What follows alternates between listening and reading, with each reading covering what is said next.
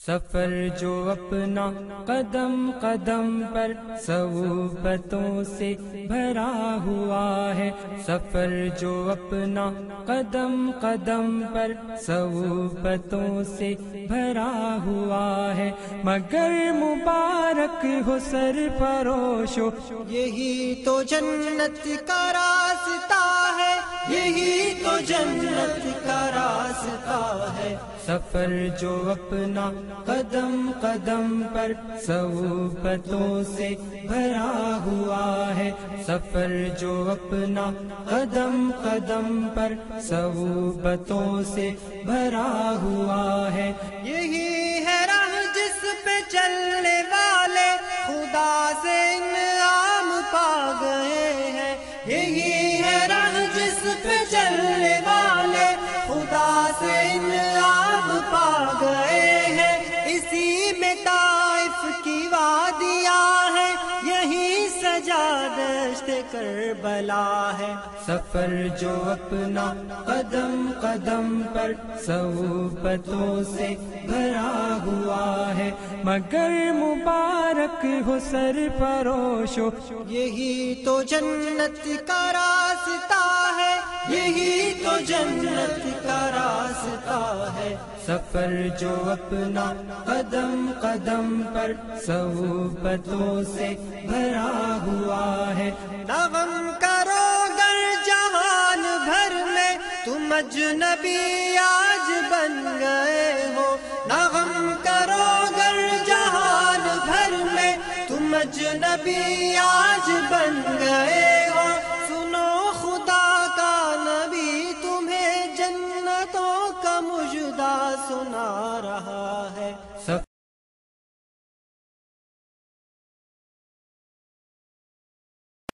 وَلْتَكُن مِّنكُمْ أُمَّةٌ يَدْعُونَ إِلَى الْخَيْرِ وَيَأْمُرُونَ بِالْمَعْرُوفِ وَيَنْهَوْنَ عَنِ الْمُنكَرِ فَأُولَٰئِكَ هُمُ الْمُفْلِحُونَ۔ عزیز ساتھیو، جیسا کہ آپ جانتے ہیں کہ امت مسلمہ کی ذمہ داری جو ہے یہ اللہ پاک نے ڈالی ہے۔ قرآن میں کم از کم 9 سے 10 مقامات ایسے ہیں یہاں پر یہ آیت وارد ہوئی ہے کہ تم میں سے ضرور ایک گروہ ایسا ہونا چاہیے جو کہ معروف کے کاموں کا حکم دے، بھلائی کے کاموں کی نصیحت کرے، خیر خواہی کے کاموں کی نصیحت کرے، اور منکرات سے روکے، ان کو باز کرے اور حکم دے اس بات کے لحاظ سے۔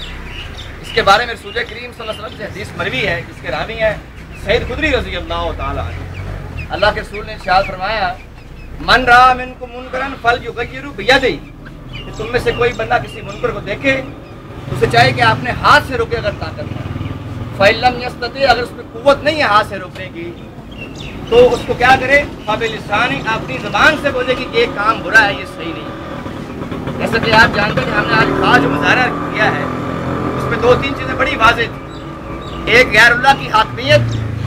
جو کہ اس وقت پوری مسلم دنیا میں کوئی بھی ایسا ملک نہیں جہاں اللہ کا حکم چل رہا ہے، اور خاص کر یہ پاکستان جو ہے جو اسلام کے نام پر بنا ہے۔ پاکستان کا مطلب کیا، لا الہ الا اللہ، اور ہم نے لاکھوں قربانیاں دی، ہماری کتنی عزتیں پامال ہوگی، کتنے بچے ذبح کر دیے گئے،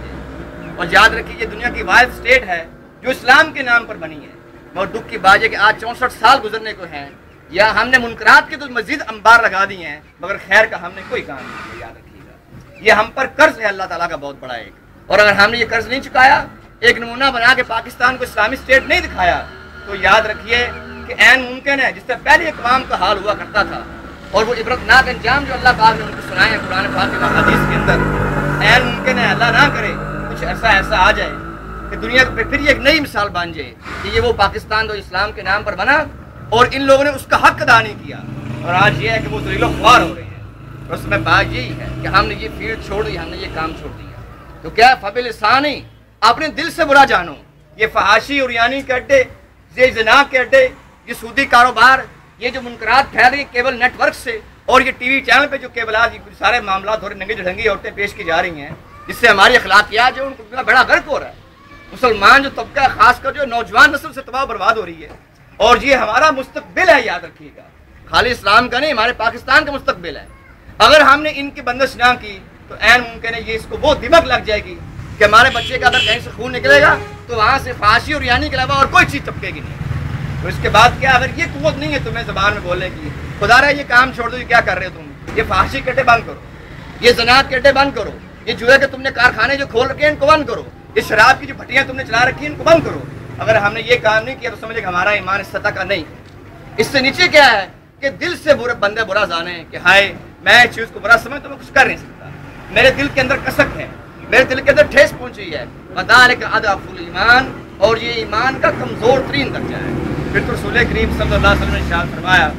ولیس وراء ذلک من الایمان حبۃ خردل، کہ اگر تم دل سے اس کو برا نہیں جانتے، دل سے تم اس کے بارے میں تمہارے دل میں ٹھیس نہیں پہنچتی، تو پھر تو تمہارے دل کے اندر رائی دانے برابر ایمان ہے۔ یہ ہمارے ایمان کا تقاضا ہے اصل میں کہ جتنے منکرات ہیں، جتنی فواحش ہیں، اور خاص طور یہ باطل نظام جو ہے جو غیر اللہ کی حاکمیت پر ہے، اور سب سے بڑی شرک کی چادر ہے جو ہم نے اوڑھی ہوئی ہے۔ آج ہمارا دھیان اس طرف نہیں ہے،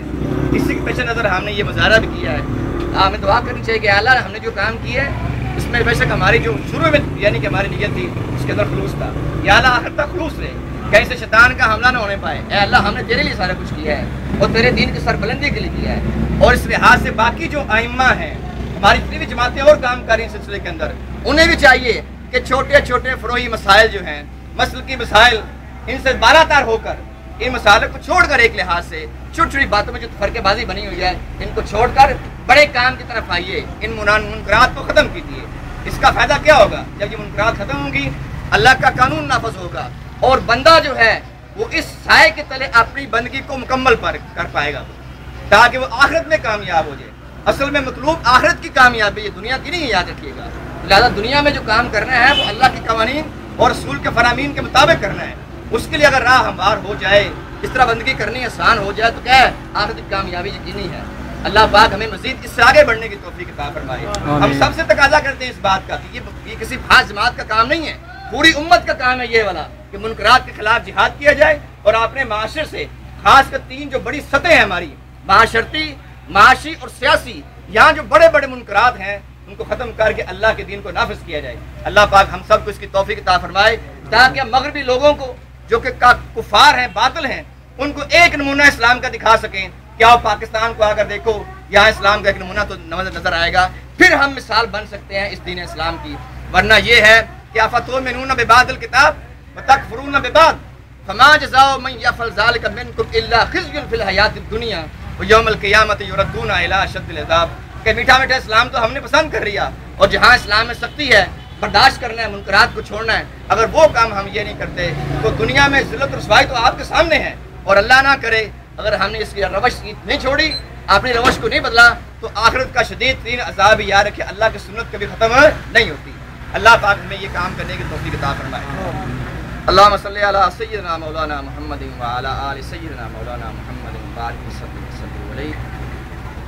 ربنا لا تزغ قلوبنا بعد إذ هديتنا وهب لنا من لدنك رحمة إنك أنت الوهاب۔ ربنا تقبل منا إنك أنت السميع العليم وتب علينا إنك أنت التواب الرحيم۔ صلى الله تعالى على خير خلقه محمد وعلى آله وأصحابه أجمعين يا أرحم الراحمين۔